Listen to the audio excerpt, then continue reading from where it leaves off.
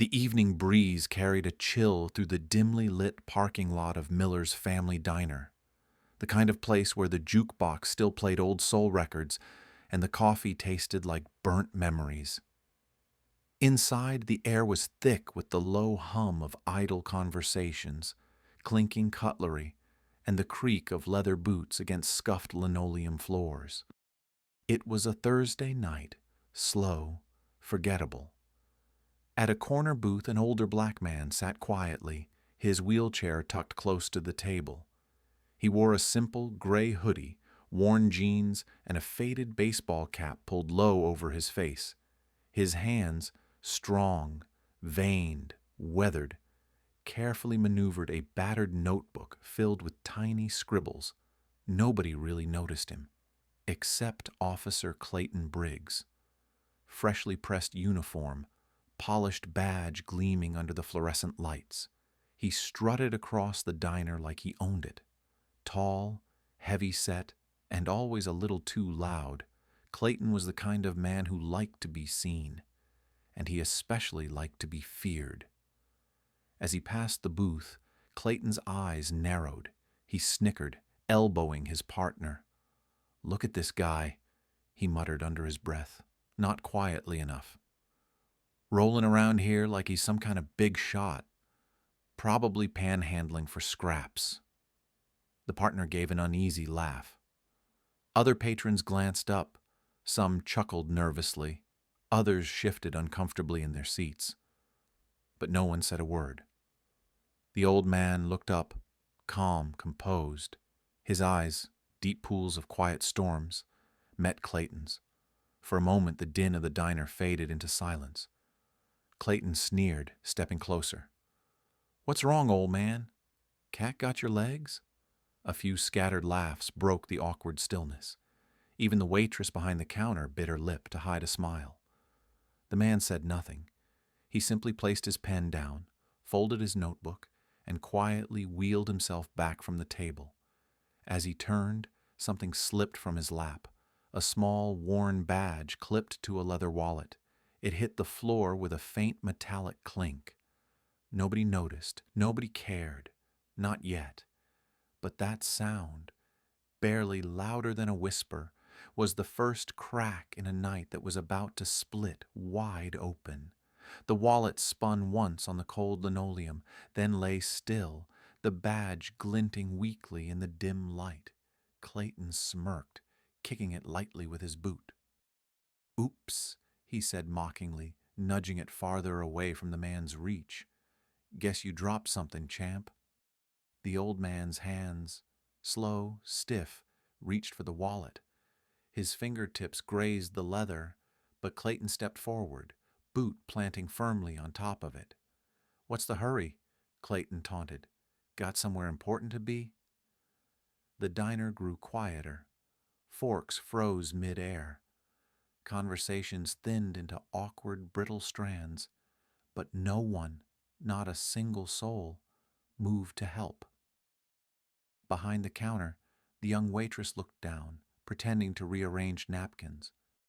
The manager at the register glanced over, hesitated, then turned away, pretending to study the soda machine. The man straightened his back, pride radiating from his frail frame. He locked eyes with Clayton once again. Still, he said nothing. Still, he refused to beg. Clayton leaned in closer, voice dripping with contempt. "What's the matter? Lost your tongue like you lost your legs?" The partner shifted uneasily beside him, clearing his throat. "Maybe we should let him be, Clay." "He ain't hurting nobody." But Clayton's pride was already inflated, swollen with the power of an audience. He wasn't about to let it deflate now. "Nah," he said. "People need to know their place." With a swift motion, Clayton picked up the wallet, flipping it open. No cash, just a few crumpled receipts, an old library card, and a photograph, a young black man in military fatigues, standing tall and proud, medals pinned to his chest. Clayton barked a cruel laugh. "What's this, huh? Halloween costume?"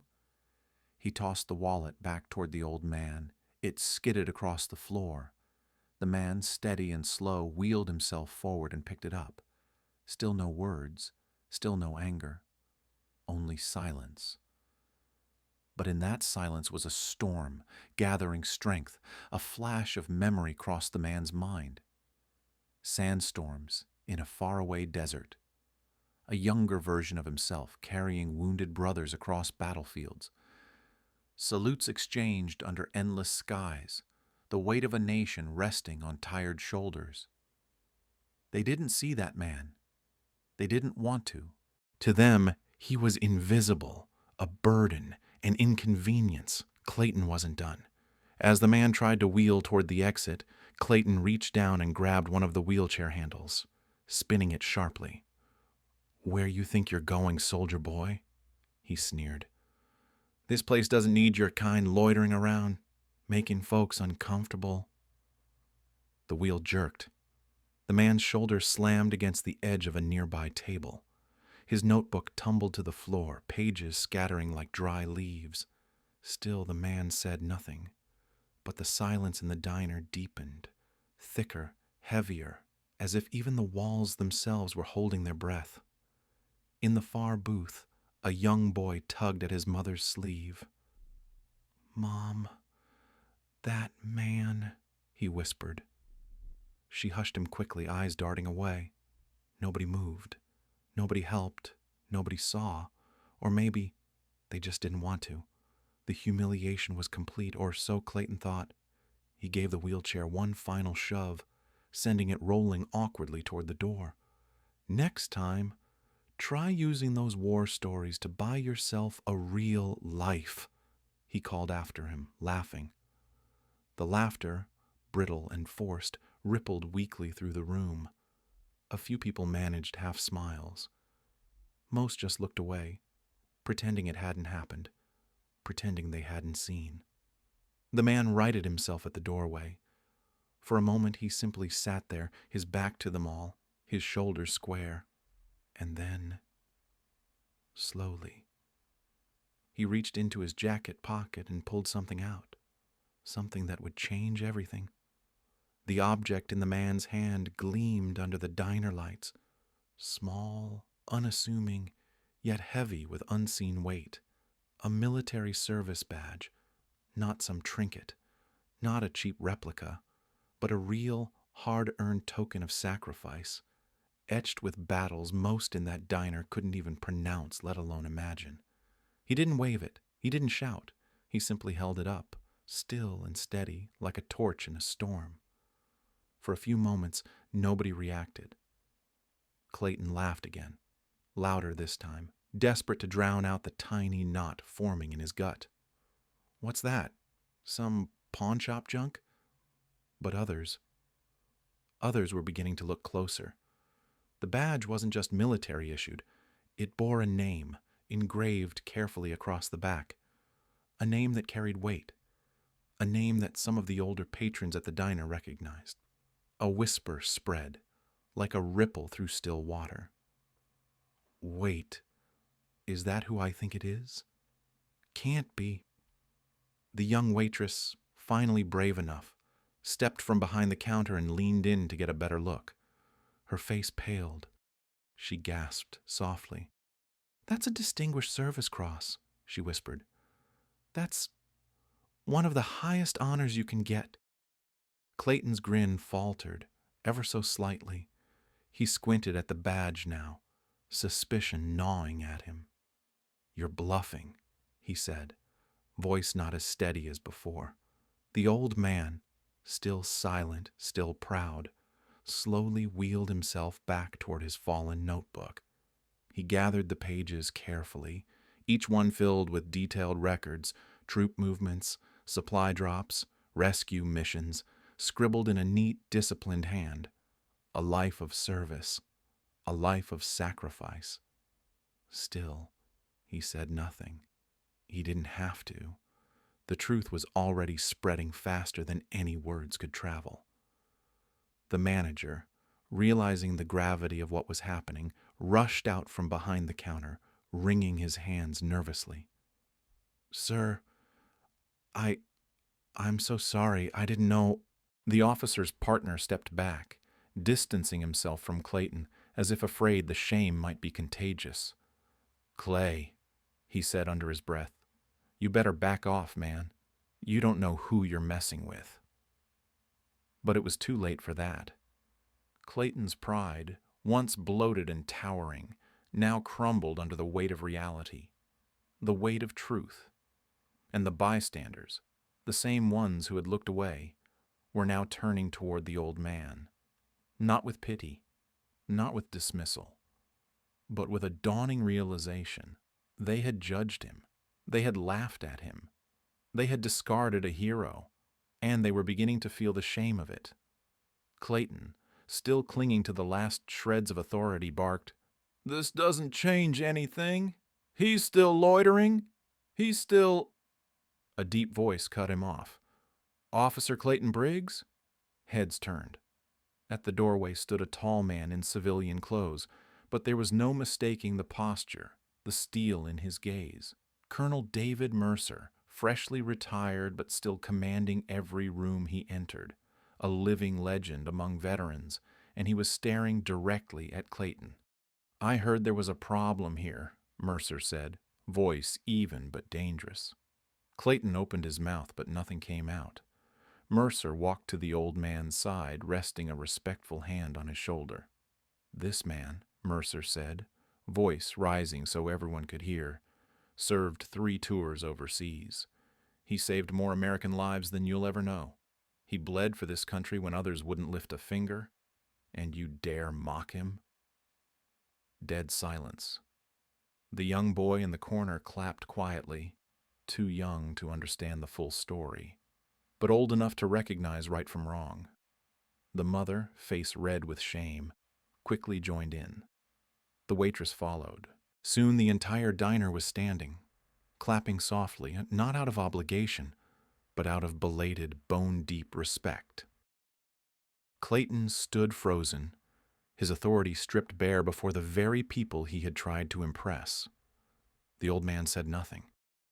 He simply tucked the badge back into his jacket, nodded politely to Mercer, and turned toward the door. But before he left, he paused, just for a second, and spoke the first words anyone had heard from him all night. Soft, but sharp as a blade. "I didn't serve for thanks," he said, "but I didn't serve for this either." And with that, he rolled out into the night, leaving behind a silence that roared louder than any sermon. The door swung shut behind the old soldier, the soft jingle of its bell marking an end and a beginning. Inside the diner, nobody spoke, nobody moved. All eyes remained on Officer Clayton Briggs, who now stood awkwardly in the center of the room, stripped of the authority he once wore like armor. Colonel Mercer turned to him, slow, deliberate. He pulled out his phone, pressed a few buttons, and spoke into it without ever taking his eyes off Clayton. "This is Colonel David Mercer, badge number 47,602. I need internal affairs dispatched to Miller's family diner immediately. We have an officer accused of misconduct toward a decorated war veteran." The words hung in the air like thunderclouds. Clayton's face drained of color. His hands twitched nervously at his sides. His partner, unwilling to be collateral damage, stepped even farther away, arms crossed tightly across his chest. Murmurs erupted around the diner. "I can't believe he did that." Didn't even hesitate to humiliate him. That poor man. The manager came forward now, stammering apologies to no one in particular, his voice trembling. "I'm so sorry. We had no idea." But apologies weren't enough. Not tonight. Mercer pointed to the badge pinned to Clayton's chest. "You disgraced that uniform the second you mocked him," he said, voice heavy with disgust. "You're not fit to wear it." Clayton tried to summon his usual bravado. He tried to puff up, to snarl back, to reclaim his power. But it was gone, gone with one silent badge, gone with the truth exposed under the harsh lights of the diner. A few minutes later, two internal affairs officers arrived. Serious-faced, no nonsense. Clayton sputtered, protested, tried to twist the story, but it was useless. Too many witnesses, too many cell phones lifted, recording every second now. He was handcuffed, not roughly, but with the cold efficiency of men who were following procedure without sympathy. As he was led out, the same patrons who had laughed at the disabled man earlier now stared at Clayton with thinly veiled contempt. Poetic justice, swift, unmistakable. Before being loaded into the cruiser, Clayton caught one last glimpse. The old man parked at the far end of the lot, beneath the golden halo of a street lamp. He wasn't gloating. He wasn't watching out of vengeance. He was simply sitting there, dignified, silent, steady, the way true strength always looks when it's finally seen. And that, somehow, stung more than any shouted insult could have. Clayton looked away, blinking hard. For the first time that night, it wasn't anger or arrogance that filled his chest. It was shame, real, bitter shame. As the police cruiser door slammed shut behind him, Clayton realized he hadn't just mocked a man. He had mocked a hero, and he had revealed more about his own cowardice than he ever intended to. Inside the diner, the atmosphere shifted. People who had sat silent earlier now gathered together, talking, apologizing to one another, processing the weight of what they had witnessed. The young waitress wiped her eyes, furious with herself for not speaking up sooner. The mother hugged her young son tightly, whispering something about respect, kindness, and bravery. The old man's notebook lay forgotten on the booth seat, open to a page titled "Things Worth Fighting For." It listed no medals, no accolades, no victories, just a few simple words, written in a firm, steady hand. Dignity, justice, humanity. The next morning, the town buzzed with the news. Headlines flashed across local papers and news apps. Decorated war hero humiliated by local officer, community outraged. Veteran's silent strength shames those who mocked him. Officer suspended pending investigation after public outcry. The diner's manager issued a public apology, pledging free meals for veterans every Thursday night. The young waitress organized a small charity drive in the veterans' honor, raising more in a weekend than the diner had made in months. Parents pointed to the incident as a hard, necessary lesson for their children about respect, humility, and recognizing true strength. But the old man himself stayed quiet through it all. No interviews, no viral posts, no revenge. He didn't need it. Because real dignity doesn't announce itself. It doesn't seek approval. It simply stands, unshaken, even after storms. A week later, Colonel Mercer caught up with him at the edge of town, at a small, forgotten war memorial few people visited anymore. The old man sat there quietly, looking at the names etched into the stone. Names of men he had served with. Names of men who hadn't made it back. Mercer sat down beside him, silent for a long time. Finally, he spoke. "You should let us honor you properly," he said. "A ceremony, a medal presentation. You deserve it." The old man smiled faintly, his eyes never leaving the stone. "I didn't serve for applause," he said. He tapped the names gently. "I served for them." Mercer nodded, understanding. Some honors are too sacred to parade. As the sun dipped below the horizon, the old soldier turned his wheelchair toward the empty road. No parade, no crowds, just the steady rhythm of wheels against gravel and the knowledge that dignity, real dignity, never needed to shout to be heard. It just needed to endure, and it had. In him. In the silent lessons left behind. In the small growing ripple of change his quiet strength had sparked. because sometimes the most powerful victories aren't won by fists or loud voices. They're won by simply refusing to bow. And that night, somewhere beyond the headlines and outrage, somewhere past the shame and apologies, a town remembered what real honor looked like and would never forget it again.